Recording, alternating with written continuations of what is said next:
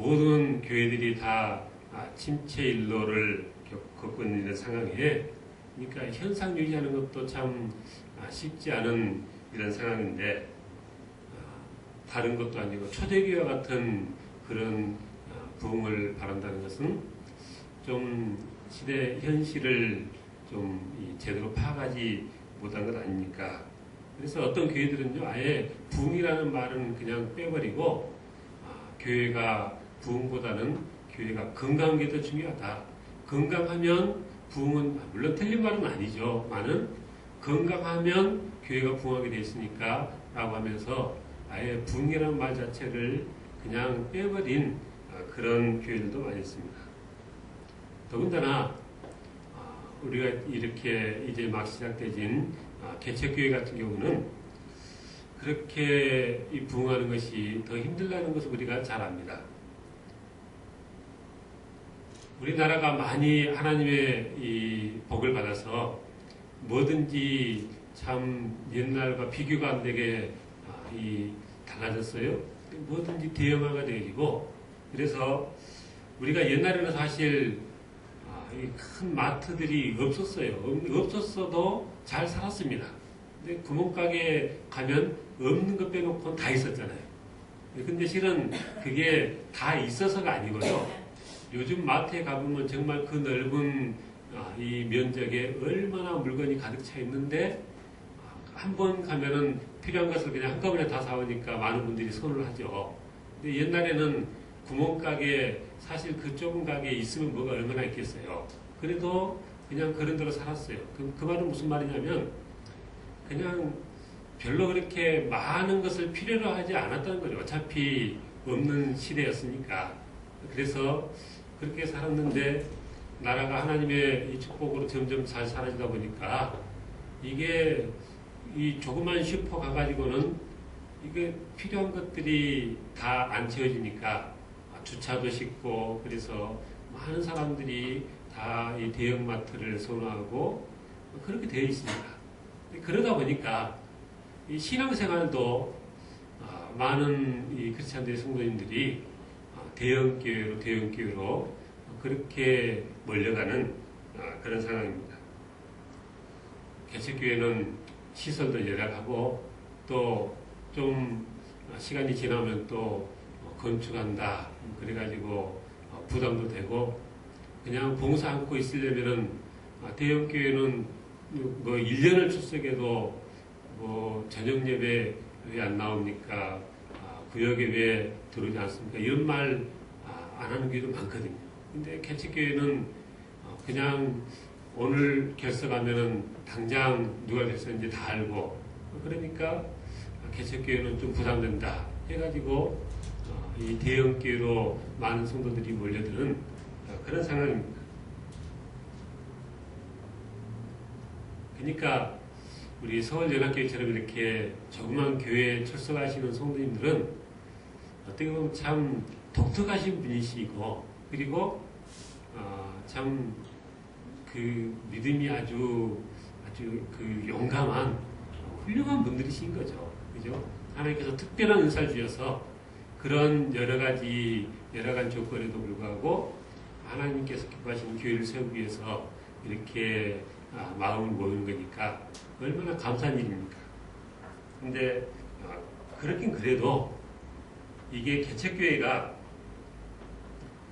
부흥을 꿈꾼다는 것은 어쨌든 이 여러 가지 상황에 그렇게 쉬운 일은 아닌 것이고, 그래서 이런 설교를 하는 것을 목사님 좀 너무나 시대 상황을 모르고 이런 말씀하신 건 아닙니까? 그렇게 생각하면서 이 설교를 들을 수도 있겠다는 것입니다. 근데 제가 한번 생각해봤어요. 생각을 해보니까 실은 초대교회 지금 함께 봉독한 사도행전 2장이 초대교회가 그렇게 놀랍게 부흥을 했다는 것인데, 초대교회의 그 상황이 우리보다 더 나았느냐? 실은 그렇지 않습니다. 그 당시 대세는 유대교였죠. 모든 나라의 이 종교 지도자들이 예수님께서 그렇게 늘 꾸짖었던 서기관 바리새인들이었고요. 유대교는 성전이 있어서 제사장들이 그곳에서 제사 드리고 온 백성들이 다 이렇게 성전에 가서 제사 드리고 회당에 가서 말씀 배우고 그런 시대가 있습니다. 기독교는 우리 사도행전에 쭉 보면은 그냥 누구네 집에서 모였어요. 우리도 지금 이렇게 신학교 건물 빌려서 임시 거처처럼 주일만 모이고 있는데 그 당시 초대교회도 따로 예배당 건물이 없어서 그냥 어느 성도 집에서 예배를 드리고 그렇게 모였습니다.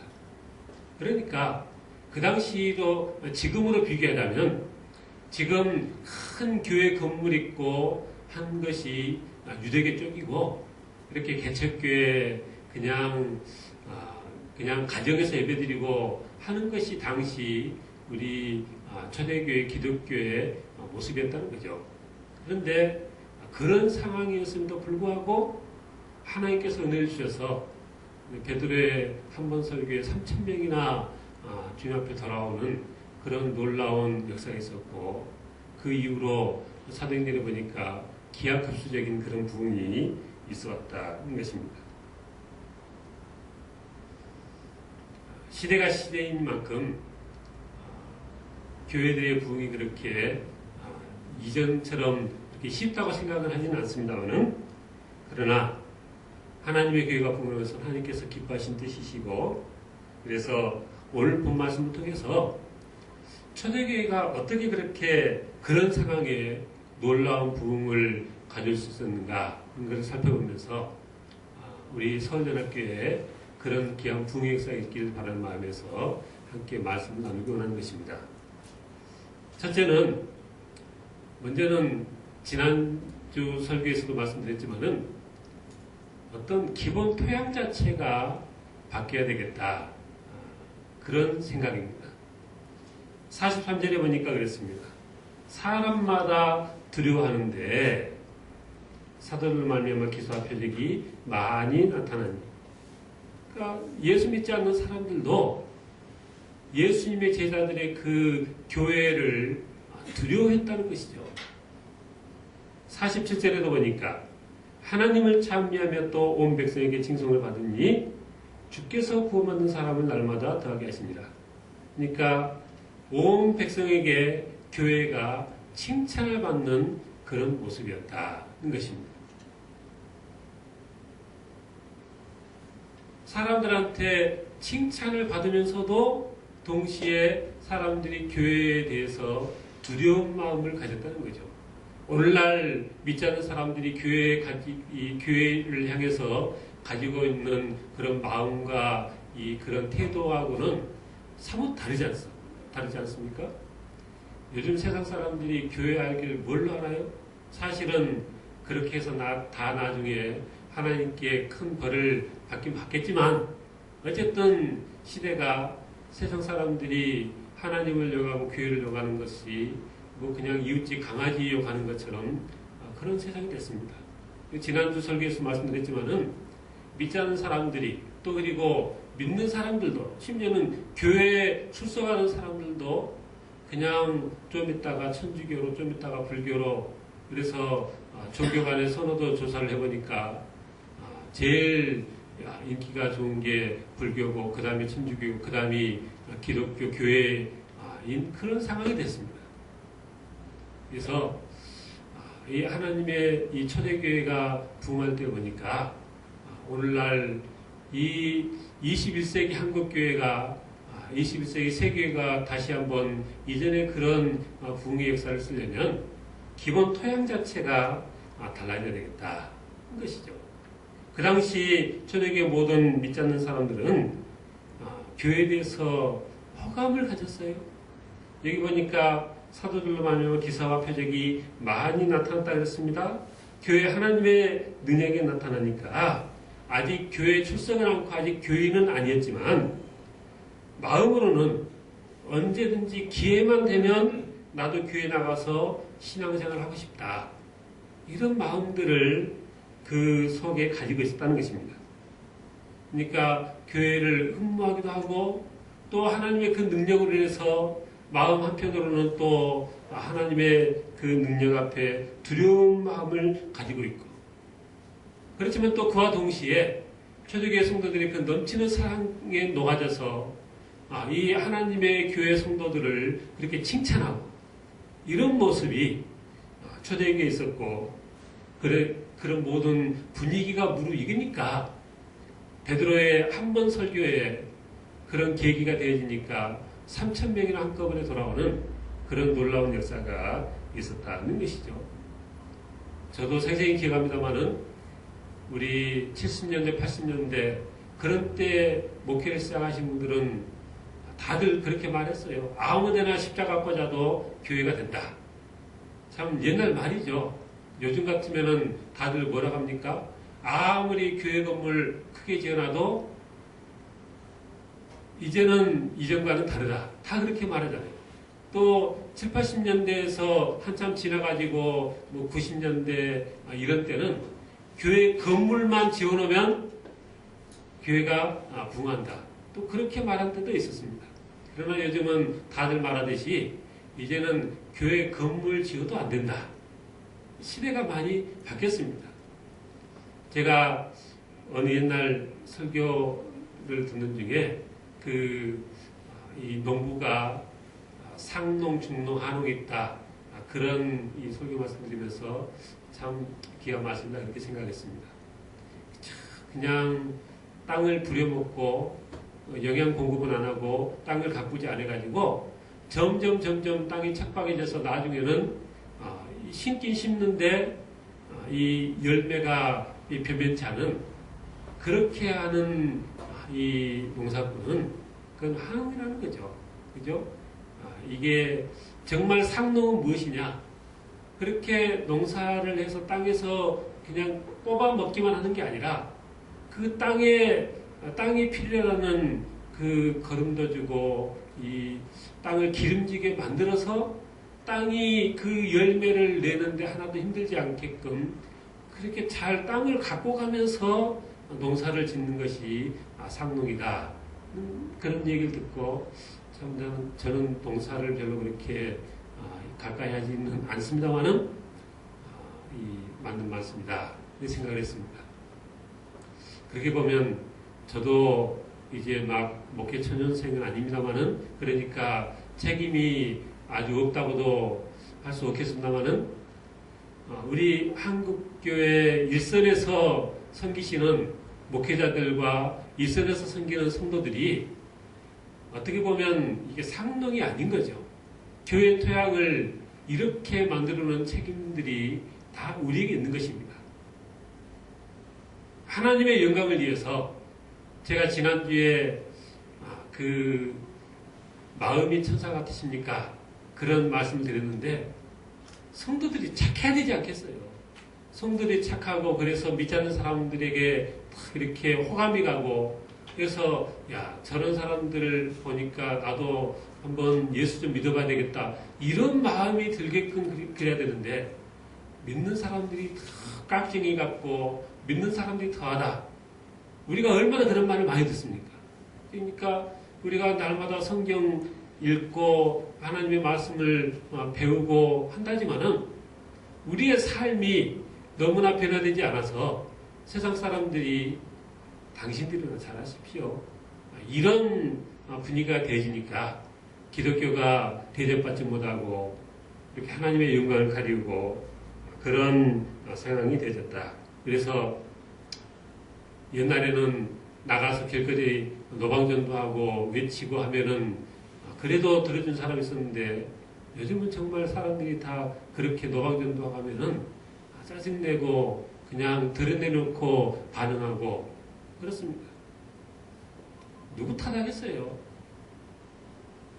많은 교회들이 부정부패로 목회자 세습으로 목회자 세습 자체가 그거 자체가 잘못된 건 아니지만은 여러 가지 세상 사람들이 볼 때 참 설득력이 없는 그런 많은 이기적인 모습으로 그렇게 행했고 오늘도 뭐 한 주간이 멀다고 그냥 많은 사건들이 그렇게 계속 터지니까 이게 하나님의 영광을 가리우는 것이고 전도할 수 있는 그런 토양 자체가 점점 되어가지 못하고 있다는 것입니다. 제 소망은 지난주에도 그런 말씀드렸지만은 하나님께서 이곳에 서울연합교회를 다시 세워주신 하나님의 큰 어떤 뜻이 하나님께서도 기뻐하시고 세상 사람들, 믿지 않는 사람들에게도 뭔가 좀 이렇게 어필될 만한 그런 착한 교회, 그런 아름다운 모습의 교회. 그래서 정말 그 기독교의 토양을 바꿀 수 있는 그런 사명을 감당하는 그런 교회가 되어달라는 그런 마음에서 하나님께서 이곳에 우리 서울연합교회를 세우신 것이 아닌가 그렇게 생각하고, 그래서 우선 좋게는 이 봉천동 주변부터, 신림동 주변부터, 그리고 내 주변부터 그렇게 기본 토양을 바꿔나갈 수 있는 우리 서울연합교회 성도님 다 되시길 주님으로 축원하고 당부합니다. 그럼 지금 현재 우리가 할 수 있는 일이 무엇이겠는가? 오늘 여기 본문 말씀을 보니까 첫째로 초대교회 성도들은 눈에 띄는 게 마음을 같이하여 모이기를 힘썼다 그랬습니다. 44절에 보니까 한번 읽습니다. 시작. 믿는 사람들이 다 함께 있었다 그랬고요. 46절 한 번 더 읽습니다. 시작. 예, 날마다 마음을 같이하여 성전에 모이기를 힘썼다 그랬습니다. 사실 여기 날마다는 지금 우리 서울연합교회 상황에서는 큰 의미는, 지금 상황에서는 큰 의미는 없는 말씀이신 거죠. 그래서 우리가 이렇게 신학교 건물에서 예배드리면서 지금은 주일만 모이고 있으니까 뭐 날마다 모일래야 모임 자체가 없으니까 일주일에 한 번 모이긴 하지만, 그러나 제가 지난주 설교 말씀하면서 나로 우주선 얘기했잖아요. 그죠? 그 100km밖에 안 되는 위성을 궤도에 올리기 위해서 140톤이나 되는 1단, 2단 로켓이 그 많은 연료를 쏘면서 올라간 거잖아요. 그러니까 개척교회가 정상 궤도에 올라가기 위해서는 일주일에 하루 모여가지고 사실 되겠어요? 안 되는 거죠. 그러니까 우리가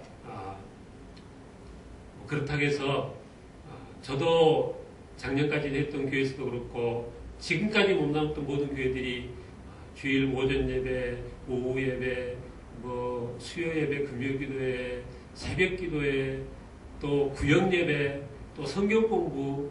그래서 정말 많은 분들이 교회 나오다 보면 일반 그냥 일상생활이 잘 안 된다 할 정도로 봉사하는 분들은 그렇게 자주 모여야 되는 그런 교회 구조로 우리가 꼭 가야 된다는 말은 아닙니다만은, 그러나 이게 일주일에 주일날 하루만 딱 모여가지고 이때 말씀 잠깐 오전 오후 배워가지고 우리가 그렇게 로켓을 궤도에 쏘 올릴 만큼 이 개척교회가 그렇게 정상궤도 올라갈 만큼 그렇게 될 수 있다고는 생각하지 않습니다. 그러니까 우리 목사님들이 모여서 기도하면서 우리가 무슨 모임이 더 필요하겠다라고 만일 결심을 하고 또 그렇게 발표를 하면, 지금까지는 더 모이라고 안 하니까 참고 계시겠지만 그냥 딱 발표만 하면은 그냥 아멘 하고 기꺼이 그렇게 열심히 하나님의 은혜를 삼으면서 그렇게 모일 수 있어야 되겠다 것이죠.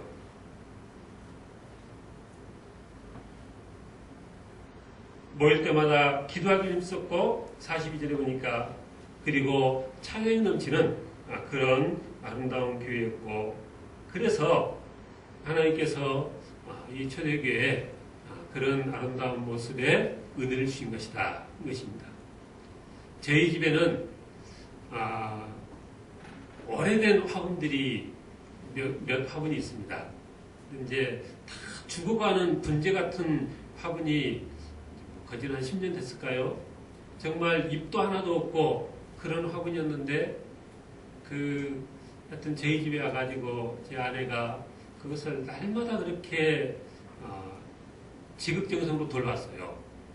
그러니까 이렇게 만져봐서 물기가 있는가 없는가도 보고 이 햇볕에다도 내고 하여튼 영양제도 이렇게 꽂고 근데 변화가 없더라고요. 그래서 저거 다 죽어가는 건가 보다 그랬는데 몇 년이 지나니까요. 어느 날 갑자기 그 앙상한 가지에 이 녹색 잎들이 나오는데 정말 기쁘더라고요. 또 한 그루는 제가 여수에 부목사로 내려갔는데 거기 사택에 이사를 다 가는데 이사를 가면서 나무를 버리고 갔어요. 근데 나무가 정말 비실비실 생긴 것도 안 이쁘고 그런 나무였어요. 근데 그 나무도 제 아내가 이렇게 열심히 돌봐가지고요. 다시 서울로 올라올 때 그 나무를 우리 식구라고 또 데리고 왔어요. 근데 얼마나 이게 나무가 튼튼해지고 지금 잎이 많아졌는지 그냥 전혀 다른 나무가 됐거든요.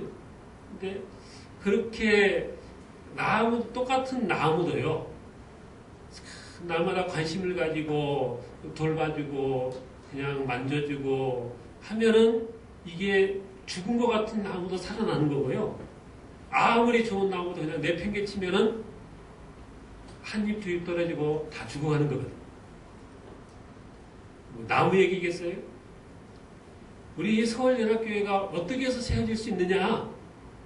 우리 성도님들이 우리 이 교회가 어떻게 하면 세워질 것인가 많은 관심을 가지고 시간마다 모이긴 쓰고 모여서 교회를 위해서 기도하고 시간을 드리고 물질을 드리고 그렇게 우리가 여기에 집중을 할 때 하나님의 교회가 세워진 줄 믿습니다.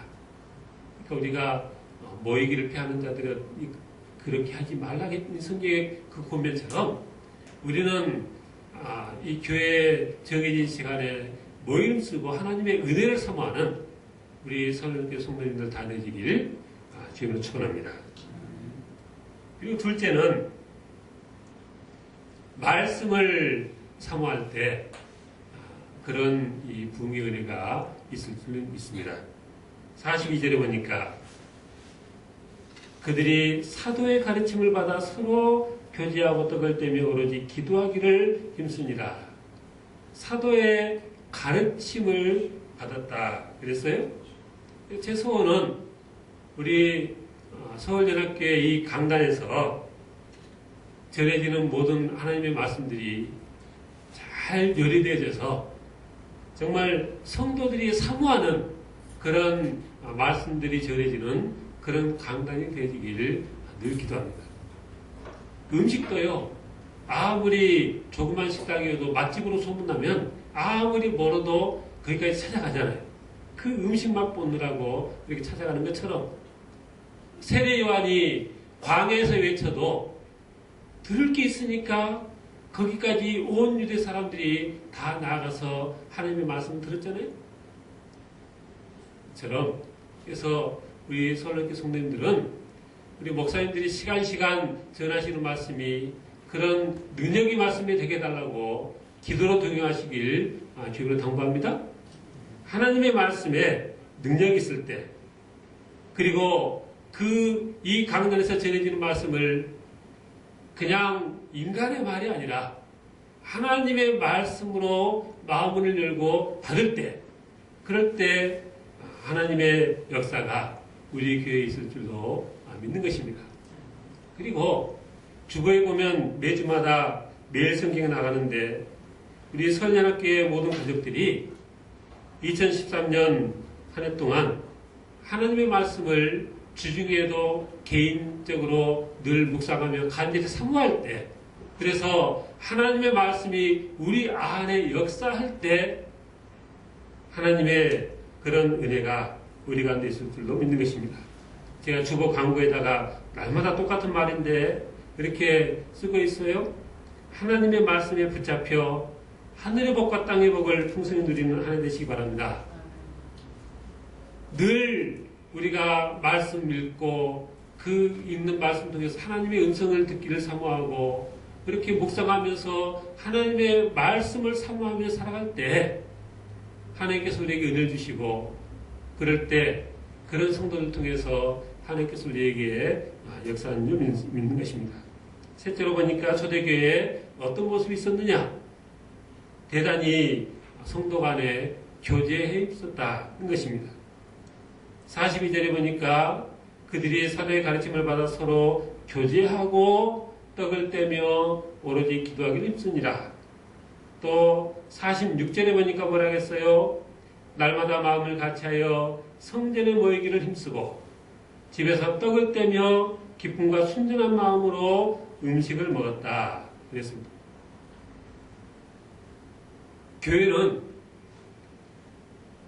그러니까 학생들이 공부를 배우는 게 학교도 있고 학원도 있잖아요.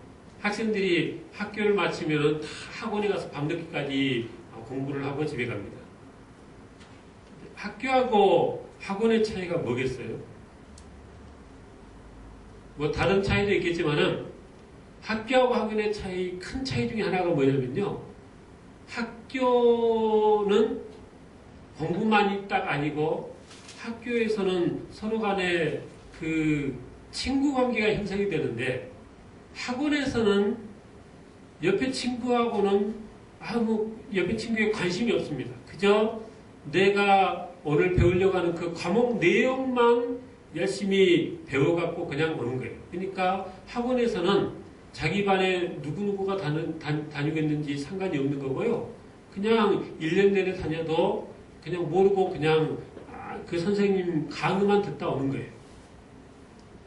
교회가 만일 학원처럼 그냥 하나님의 말씀을 듣고 배우는 물론 중요한 부분 중에 하나이긴 하지만 그러나 이것이 하나님의 말씀을 듣는 것만이 전부인 곳이라면 이것은 우리가 잘못 생각한다는 거죠. 그죠? 그러면 굳이 이 자리까지 안 나오고 인터넷에 홈페이지도 다 있으니까 거기서 설교 들어도 똑같고 여기까지 올라면 1시간씩 걸리고 하는데 차비 들여서 굳이 그럴 일이 뭐 있어요? 내 편한 시간에 그냥 홈페이지 들어가서 설교 드리면 되지. 그러니까 그냥 설교 말씀을 듣는 것만이 교회의 모든 그 내용 전체가 아니라는 거죠.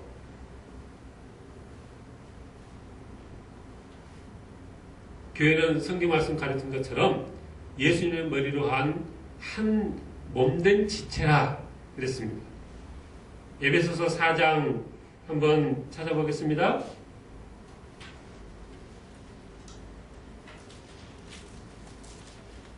에베소서 4장 신약성경 314쪽 정도 되겠습니다.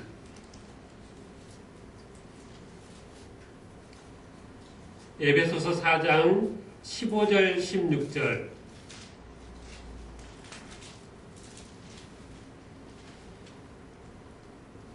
한번 함께 읽습니다. 시작.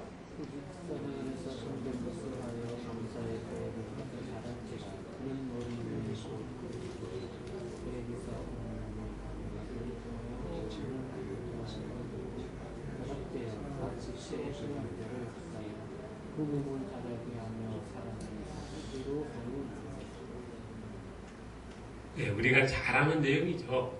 그죠? 교회는, 성도들은 그냥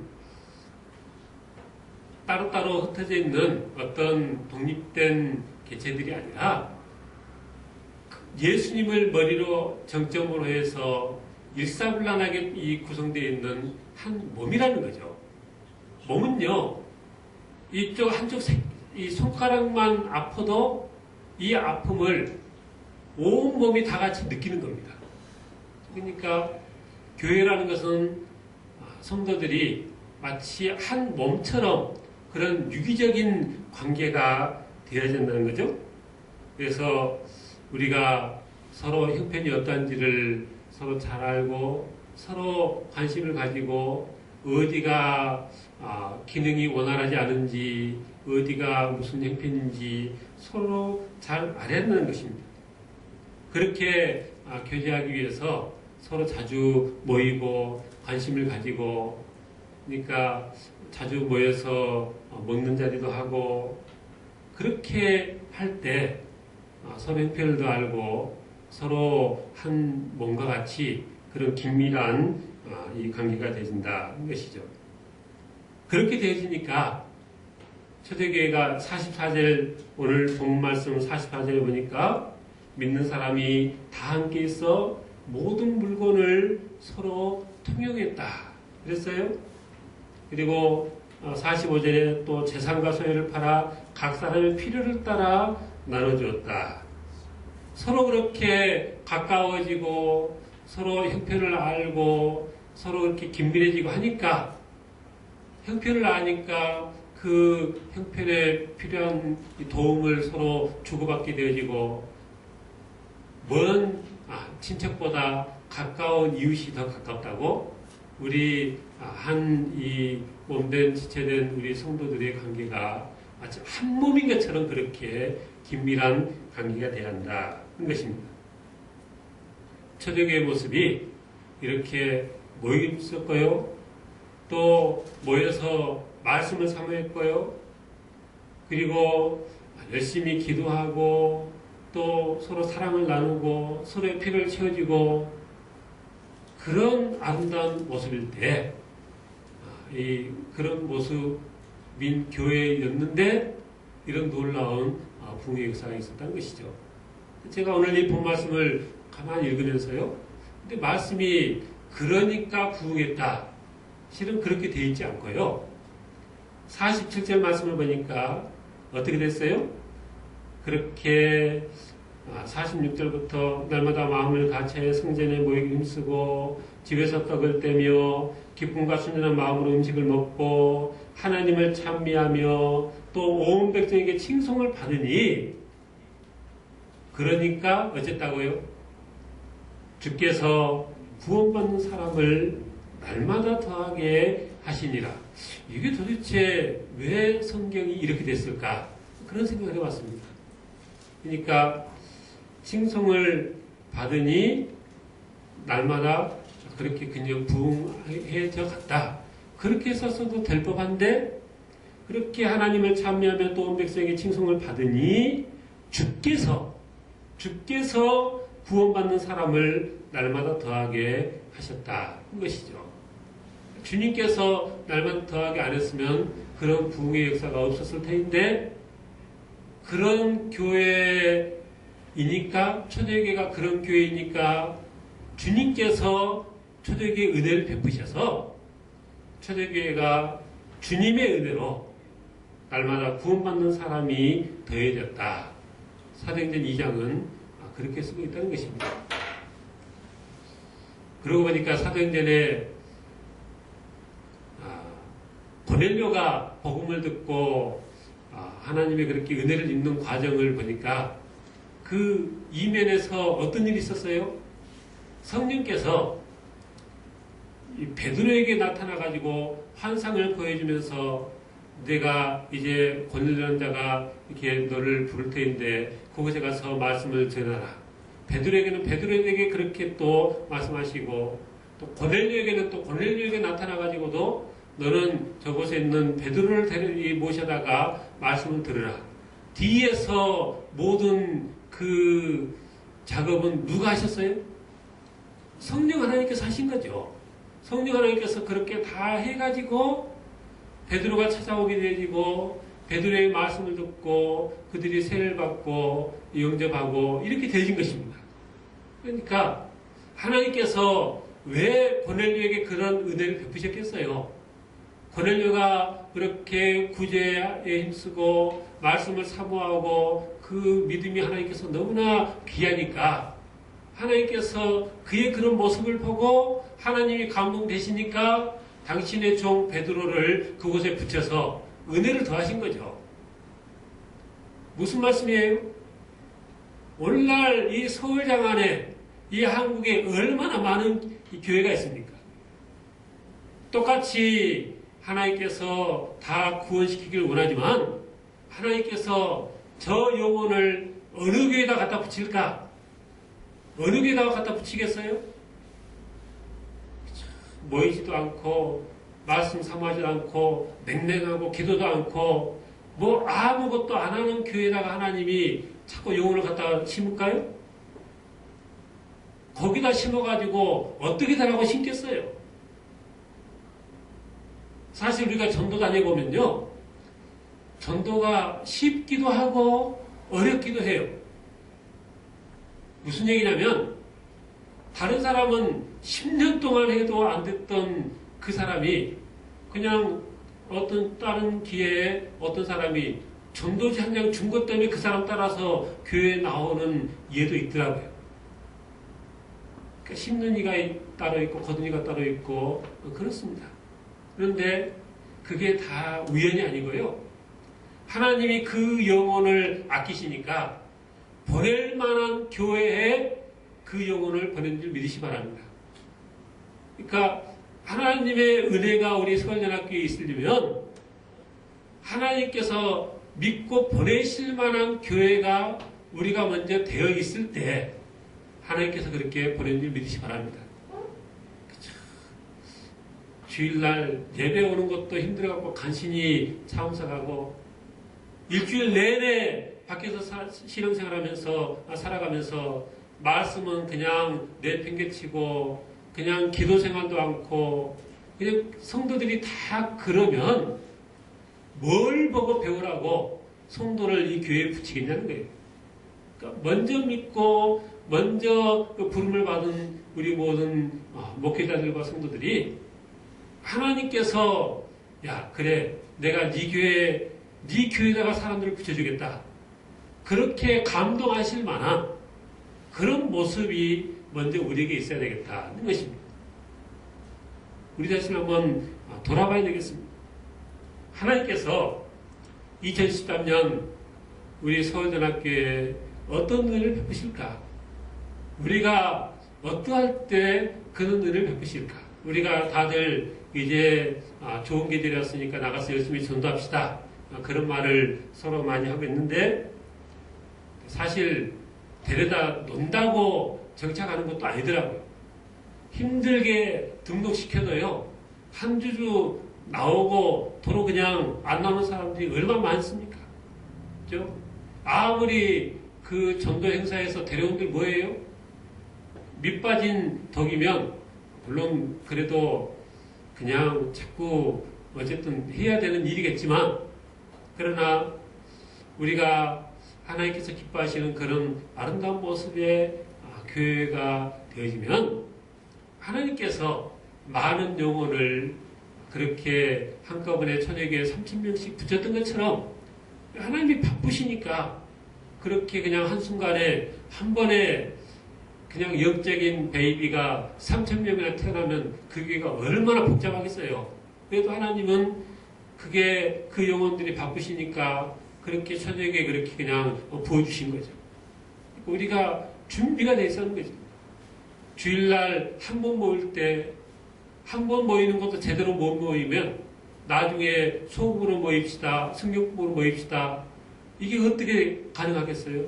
근데 처음 우리가 그냥 열심으로 마치 로켓을 쏘아 올리는 그런 심정으로 우리가 힘을 모아서 그냥 모일 때마다 힘써서 열심히 모이고 모일 때마다 뜨겁게 기도하고 날마다 이 교회에 부족한 것이 없는가 늘 살펴보고 내 시간을 드리고 물질을 드리고 내 마음을 드리고 그렇게 우리가 행할 때 그렇게 서로 모이고 말씀 사모하고 서로 한 몸처럼 그렇게 긴밀하게 서로 사랑으로 교제하고 서로를 섬기고 그런 교회가 되어질 때 하나님께서 믿고 많은 영혼들을 우리에게 맡겨줄 수 있는 것입니다.